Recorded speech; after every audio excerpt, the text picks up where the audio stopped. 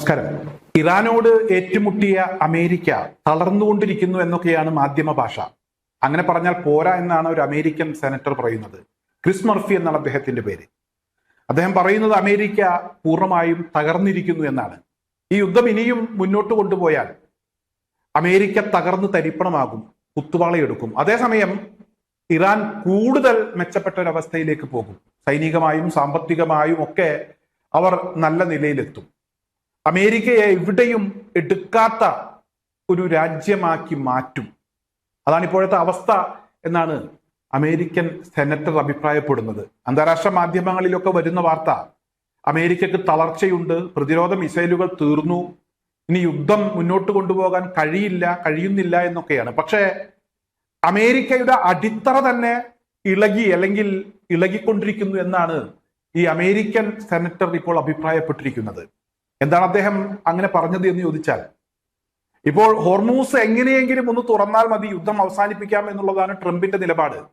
Trump ആ അഭിപ്രായം പല പ്രമുഖരുമായും പങ്കുവച്ചിട്ടുണ്ട്. പക്ഷേ ഹോർമൂസ് തുറക്കണമെങ്കിൽ ഇറാൻ നിശ്ചയിച്ച സഞ്ചാരപാതയിലൂടെ മാത്രം ഇറാനെ അംഗീകരിച്ചുകൊണ്ട്, ഇറാന്റെ അധികാരം അംഗീകരിച്ചുകൊണ്ട് അതിലൂടെ സഞ്ചരിക്കണമെങ്കിൽ ഇവിടെ അമേരിക്ക ഒരു വർഷം $100 ബില്യൺ എങ്കിലും ഇറാന് കൊടുക്കേണ്ടി വരും എന്നുള്ളതാണ് അവസ്ഥ.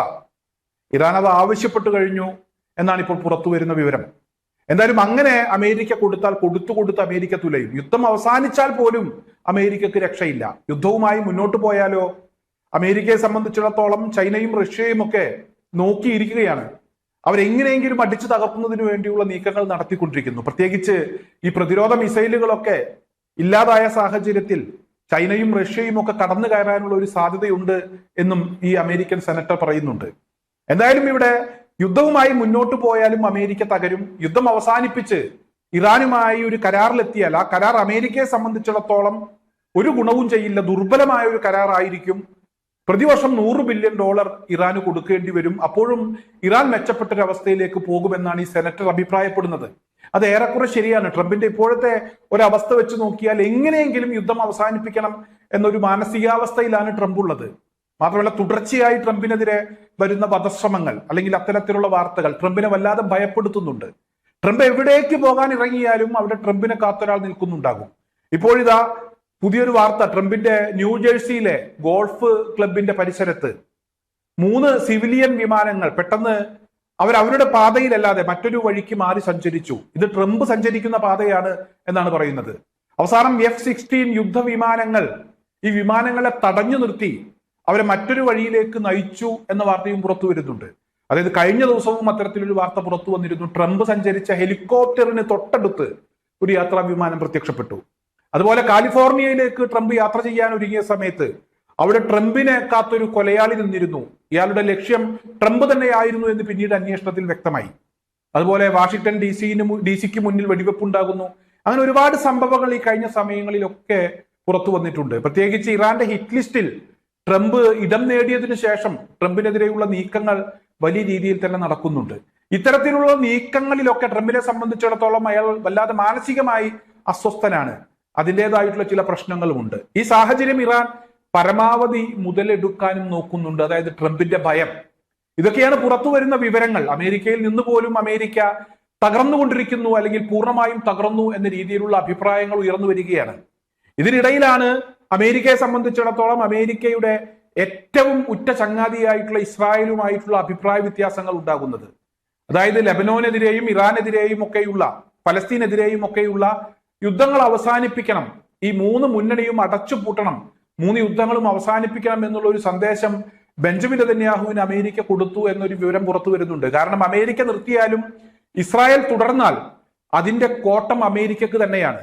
അത് അമേരിക്കക്ക് നന്നായി അറിയാം. അതുകൊണ്ട് ഇസ്രായേലിനെ നിലക്കു നിർത്തുക എന്നുള്ളത് അമേരിക്കയെ സംബന്ധിച്ചിടത്തോളം അവരുടെ പ്രധാനപ്പെട്ട ഒരു അജണ്ടയാണ്.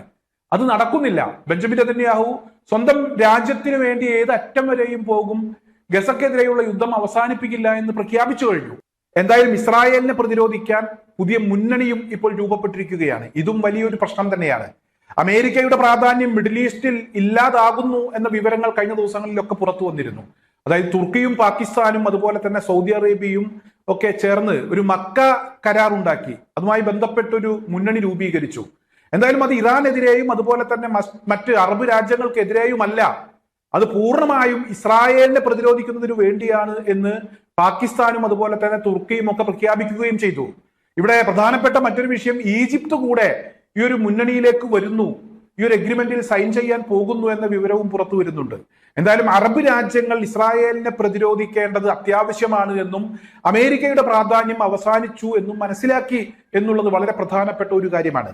എന്തായാലും ഇതെല്ലാം മനസ്സിലാക്കിയ അമേരിക്കൻ സെനറ്റർ ഇപ്പോൾ പറയുന്നത് അമേരിക്ക തകർന്ന് തരിപ്പണമായി കൊണ്ടിരിക്കുന്നു എന്ന് തന്നെയാണ്. എന്തായാലും ഇനിയും യുദ്ധവുമായി മുന്നോട്ട് പോയാൽ കുത്തുപാളയെടുക്കും. യുദ്ധം നിർത്തിയാൽ അമേരിക്കക്ക് കുറച്ചു കാലമെങ്കിലും പിടിച്ചു നിൽക്കാം. അപ്പോഴും അമേരിക്കയെ സംബന്ധിച്ചിടത്തോളം ഈ ഗൾഫ് രാജ്യങ്ങൾ അമേരിക്കയെ തഴയും, അമേരിക്കയെ ഒഴിവാക്കും. അമേരിക്കക്ക് മിഡിൽ ഈസ്റ്റിൽ ഇനി പിടിച്ചു നിൽക്കാൻ കഴിയില്ല. പഴയ പ്രതാപം നഷ്ടപ്പെട്ടു. ഇറാനോട് ഏറ്റുമുട്ടിയത് കൊണ്ട് അമേരിക്കക്ക് ഉണ്ടായിട്ടുള്ള നഷ്ടം ചെറുതല്ല എന്ന് തന്നെയാണ് ഇപ്പോൾ അമേരിക്കയിൽ നിന്നും ഉയർന്നു വരുന്ന വളരെ പ്രധാനപ്പെട്ട ആളുകളുടെ അഭിപ്രായങ്ങൾ അത്തരത്തിലുള്ളതാണ് എന്ന് തന്നെയാണ് മനസ്സിലാക്കാൻ കഴിയുന്നത്.